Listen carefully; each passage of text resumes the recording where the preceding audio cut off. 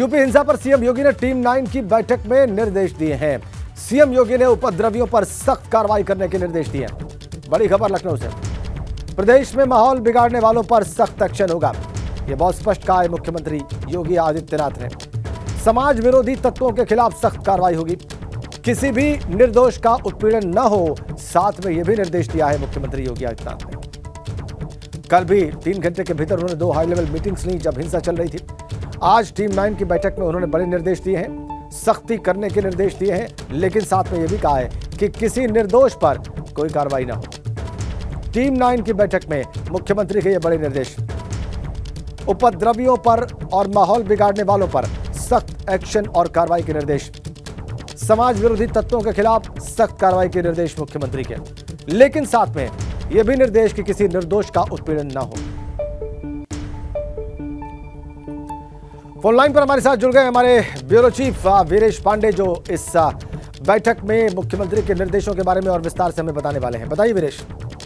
देखिए, आज high level की बैठक हुई, टीम 9 की बैठक हुई, जो मुख्यमंत्री रोज करते हैं, लेकिन आज की बैठक बेहद महत्वपूर्ण थी राजेंद्र। और इस बैठक में जो मुख्यमंत्री का तेवर है वो बेहद तल्ख था। उन्होंने एसीएस होम अवनीश अवस्थी से मुखातिब होकर कहा कि कोई भी ढीला रवैया बर्दाश्त नहीं किया जाएगा। उन्होंने डीजीपी से बात की, डीएस चौहान से, उन्होंने कहा कोई भी ढीला रवैया बर्दाश्त नहीं किया जाएगा और जो उपद्रवी हैं उनके खिलाफ सख्त से सख्त कार्रवाई की जाए, ताकि एक मैसेज जाए, एक संदेश जाए ऐसे उपद्रवी लोगों के बीच में जो आगे से ऐसा काम न कर सकें। लेकिन उनका साफ कहना था कि इस बीच कोई भी जो निर्दोष है उस पर उत्पीड़न की कोई कार्रवाई ना हो। ये खबर मेरे कान तक न पहुंचे कि इस कार्रवाई में कोई जो मासूम है उसके साथ नाजायज काम किया गया, उसके साथ उत्पीड़न का काम किया गया। लेकिन उन्होंने कहा कि सख्त रवैया जरूरत है। जरूरत इस बात की है, इससे एक संदेश जाएगा, एक माहौल बनेगा कि प्रदेश में जो कानून व्यवस्था तोड़ेगा, सीआरपीसी और जो कानून की धाराओं को अपने हाथ में लेकर काम करेगा, उसके खिलाफ सख्त से सख्त कार्रवाई होगी। वो सभी कार्रवाई होगी जो कानून के दायरे में है और इससे बचा नहीं जा सकता, चाहे वो बुलडोजर हो, चाहे वो जेसीबी मशीन हो, चाहे कानून की सारी धाराएं हैं उनके ऊपर लगाई जाए और कानून की धाराओं के शिकंजों में कसा जाए ऐसे अपराधियों को, ऐसे उपद्रवियों को। और इसके माध्यम से उत्तर प्रदेश की जो कानून व्यवस्था का इकबाल है जो पूरे प्रदेश में और पूरे देश में फैला हुआ है, उसमें जरा सा भी आंच नहीं आने देना चाहते हैं मुख्यमंत्री योगी आदित्यनाथ। इसलिए उन्होंने एसीएस होम अवनीश अवस्थी और डीजीपी डीएस चौहान से बहुत ही तल्ख लहजे में कहा कि ये संदेश पूरे देश में, पूरे संसार में है कि यूपी में कानून व्यवस्था का राज चल रहा है और इसमें दाग लगाने वालों को बर्दाश्त नहीं किया जाएगा। राजेश, बहुत धन्यवाद आपका वीरेश, आपने विस्तार से बताया कि मुख्यमंत्री के निर्देश क्या हैं और क्यों हैं। आगे बढ़ते हैं कानपुर से आ रही बड़ी खबर के साथ। बेना झापर में बुलडोजर चलने के मामले में कुछ खुलासे हुए हैं। जफर हयात हाशमी और मोहम्मद इश्तियाक में करीबी रिश्ते मिले हैं। ज्वाइंट कमिश्नर आनंद प्रकाश तिवारी ने इस बात की जानकारी दी है। दोनों के बीच के रिश्तों की गहन जांच की बात कही है आनंद प्रकाश तिवारी ने, जो कि ज्वाइंट कमिश्नर हैं। आनंद प्रकाश तिवारी ने एबीपी गंगा को जानकारी दी है कि दोनों के बीच के रिश्तों की गहन जांच होगी। रिश्ते मिले हैं, कैसे रिश्ते हैं, किस प्रकार के रिश्ते हैं, कितने पुराने हैं, इन सब की गहन जांच होगी, यह बात कही है ज्वाइंट कमिश्नर आनंद प्रकाश तिवारी ने। एबीपी गंगा आपको बता रहा है सूत्रों के हवाले से कि इन दोनों के बीच में कनेक्शन है और इसीलिए बुलडोजर गरजा है आज इस अतिक्रमण पर बेना झापर इलाके में कानपुर के। My force RAF PAC police ये एक्शन लिया गया। बुलडोजर की कार्रवाई जो आज सुबह हुई उसकी तस्वीरें भी हमने आपकी स्क्रीन पर रखी हैं। दोनों के बीच के रिश्तों की गहन जांच करेगी पुलिस। यहां पर आनंद प्रकाश तिवारी कह रहे हैं joint CP. As per input available, both are very close in relation and there are reason to believe that investment has been made by the prime accused of the case. Joint commissioner Anand Prakash Tiwari का बयान आपने देखा। Inputs जो उनके पास हैं, करीबी और गहरे रिश्ते हैं मोहम्मद इश्तियाक, जिसकी ये बिल्डिंग है, जिसका अतिक्रमण था, और जफर हयात हाशमी के बीच में। और इसीलिए आज सवेरे सवेरे बुलडोजर गरजा, हथौड़े चले, और जो अतिक्रमण वाला हिस्सा था बिल्डिंग का, उसको नष्ट कर दिया गया। रतीश त्रिवेदी फोन लाइन पर है। रतीश, एबीपी गंगा लगातार अपने दर्शकों को इस कनेक्शन के बारे में बता रहा था और अब ज्वाइंट कमिश्नर के बयान से ये बात बिल्कुल साफ हो गई है। कैसे जांच होगी इस मामले की?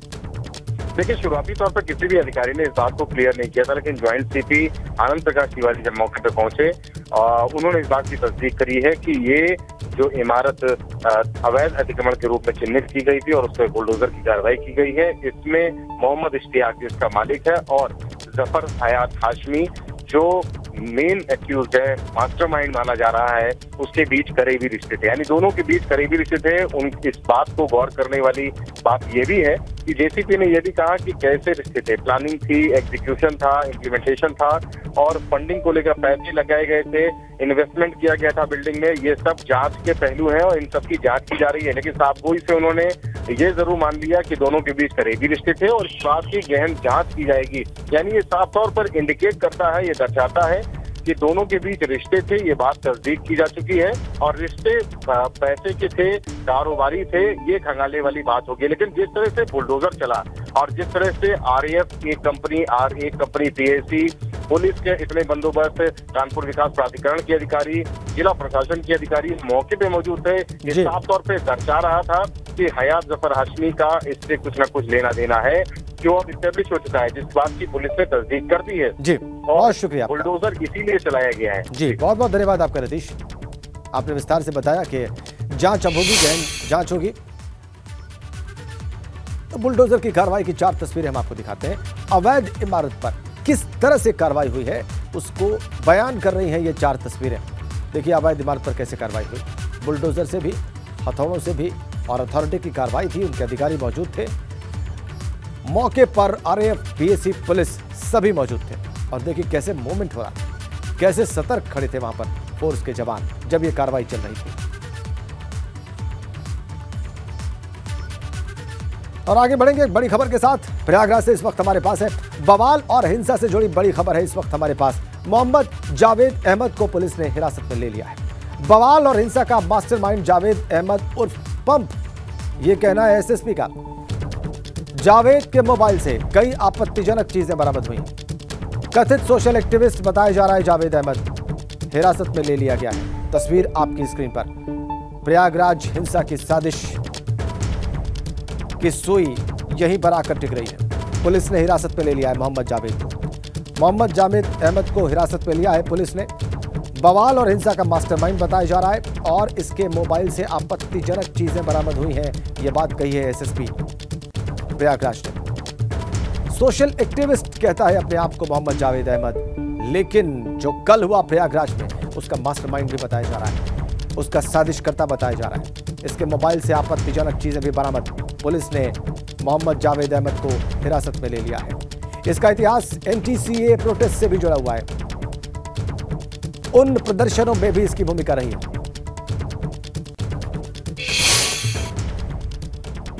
हमारे साथ इस वक्त प्रयागराज के एसएसपी अजय कुमार जी हैं, उनसे बात कर लेते हैं। सर, कल जो हिंसा हुई थी उसमें क्या कार्रवाई की जाए? कल आपको मालूम है कि नमाज सकुशल अता होने के बाद कुछ लोग गलियों में लौट के आ गए थे और फिर काफ़ी जद्दोजहद हुई, मशक्क़त हुई। उन्होंने नाबालिग बच्चों को आगे करके पुलिस और प्रशासन में पथराव किया था। पुलिस ने भी आवश्यक बल प्रयोग करते हुए उनको भगाया, खदेड़ा। उसके बाद थाना खुलदाबाद पे 29 गंभीर धाराओं में मुकदमा दर्ज किया गया है और इन गंभीर धाराओं के तहत गिरफ्तारी शुरू कर दी गई है। 70 नामजद और 5000 अज्ञात के खिलाफ मुकदमा दर्ज हुआ था, जिसमें से 68 लोगों को अब तक पुलिस ने हिरासत में ले लिया है। इनसे पूछताछ की जा रही है, इनसे सबूत इकट्ठे किए जा रहे हैं और सबूतों के आधार पर इनको जेल भेजा जाएगा। केवल जेल ही नहीं, इनके ऊपर गैंगस्टर एक्ट और एनएसए के तहत भी कार्रवाइयाँ अमल में लाई जाएंगी। साथ ही साथ अगर इन्होंने अवैध निर्माण कर रखा है, एक तरफ ये अवैध निर्माण कर रहे हैं या गुंडागर्दी कर रहे हैं, दूसरी तरफ अच्छा बनने की भी कोशिश कर रहे हैं, तो ये उनका काला बेनकाब, उनका चेहरा बेनकाब किया जाएगा और इनको जेल भेजने के अलावा इनकी अवैध संपत्तियों का जब्तीकरण, अवैध निर्माण का ध्वस्तीकरण भी कार्रवाई ये अमल में लाई जाएगी। इनको किसी भी सूरत में कतई बख्शा नहीं जाएगा। हिंसा का मास्टरमाइंड कौन लोग? अभी तक जो सामने बातें आई हैं उसमें मोहम्मद जावेद उर्फ जावेद पंप का नाम प्रमुखता से आया है। इसको हिरासत में ले लिया गया है, ऐसे पूछताछ की जा रही है। इसके बयानों के अनुसार इसकी एक बेटी JNU में पढ़ती है, दिल्ली में पढ़ती है, और वो लड़की इनको काफ़ी राय देती है, लेकिन राय देना दोष में नहीं आता। फ़िलहाल ये चीज़ें निकल के आई हैं, उस पर पुलिस बाकायदे जांच कर रही है कि जो राय देती है वो साजिश के तहत इस तरह से गैर कानूनी कार्यों को करने के लिए तो राय नहीं देती है। अगर इस तरह का काम कर रही होगी, सबूत मिलता है, तो उसकी भी गिरफ्तारी सुनिश्चित की जाएगी। निर्दोष होगी तो उस पर बिल्कुल कार्रवाई नहीं होगी। पिता पुत्री जो हैं ये CAA और NRC के आंदोलन को भी लीड कर रहे थे। पुत्री का तो नाम नहीं इसमें आया है, लेकिन ये प्रमुखता से काम कर रहा था मोहम्मद जावेद और जावेद पंप। ये बात सामने आई है कि ये प्रमुखता से उस आंदोलन में भी बड़ी जिम्मेदारी निभा रहा था। पॉलिटिकल पार्टीज़ के लोगों के भी नाम आए। पार्टीज़ के लोगों का ना कहिए, कुछ ऐसे क्रिमिनल्स और अराजक तत्वों के नाम आए हैं जो कुछ पार्टी से ताल्लुक़ रखते हैं। मिसाल के तौर पर AIMIM का भी नाम आया है, उसमें भी 3-4 लोगों के नाम आए हैं। उनके बारे में भी डिटेल इकट्ठी की जाएगी। अगर उनका दोष होगा तो उन पर भी सख्तियाँ कार्रवाई की जाएगी। SSP प्रयागराज का बयान आपने देखा। प्रयागराज में हुई हिंसा के मामले में पुलिस ने बवाल और हिंसा के मास्टरमाइंड जावेद अहमद को हिरासत में ले लिया है। बताया यह जा रहा है कि जावेद कथित रूप से सोशल एक्टिविस्ट है और इसके मोबाइल से कई आपत्तिजनक चीजें भी बरामद हुई हैं। इस मामले में पुलिस अब तक जावेद अहमद समेत 68 लोगों को हिरासत में ले चुकी है। 29 लोगों के खिलाफ गंभीर धाराओं में मुकदमा दर्ज किया गया है और SSP के मुताबिक बवाल और हिंसा में शामिल सभी लोगों को चिन्हित करके कार्रवाई की जा रही है। आरोप यह भी है कि जावेद की बेटी भी लोगों को भड़काने का काम करती है। पुलिस जावेद की बेटी की भूमिका की भी जांच कर रही है। प्रयागराज हिंसा पर जो अब तक चीजें सामने आई हैं, अब आपको वो बता देते हैं। बवाल और हिंसा का मास्टरमाइंड जावेद अहमद उर्फ पंप हिरासत में है। जावेद के मोबाइल से कई आपत्तिजनक चीजें बरामद हुई हैं। आगे बढ़ते हैं। प्रयागराज में पत्थरबाजों की पिटाई करती पुलिस की एक वीडियो सामने आए और इस वीडियो में पुलिस फोर्स एक पत्थरबाज की पिटाई कर रही है। इस पत्थरबाजी ने पहले तो पुलिस पर पत्थर इस पत्थरबाज ने बरसाए, लेकिन जब वो पुलिस के हत्थे चढ़ा तो पुलिस ने इसकी खूब धुनाई की और इसके बाद ये पुलिस के सामने हाथ जोड़ता नजर आ रहा है। देखिए आप।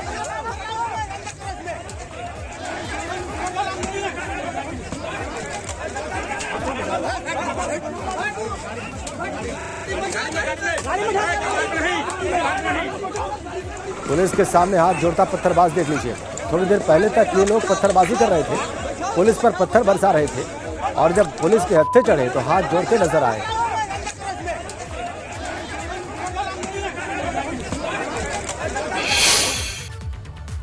इधर सहारनपुर में कल जुमे की नमाज के बाद हुई हिंसा के मामले में 48 लोगों की गिरफ्तारी हुई है।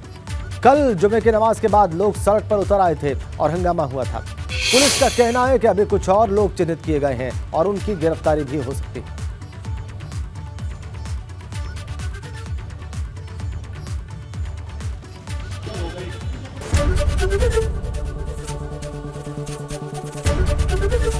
ABP गंगा, खबर आपकी, जुबान आपकी।